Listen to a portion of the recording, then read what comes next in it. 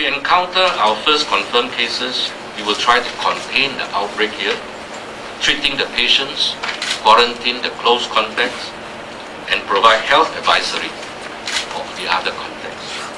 Our contact tracing capability is on standby for this purpose, and our home quarantine facilities has already been activated and being used. Let me paint a few scenarios.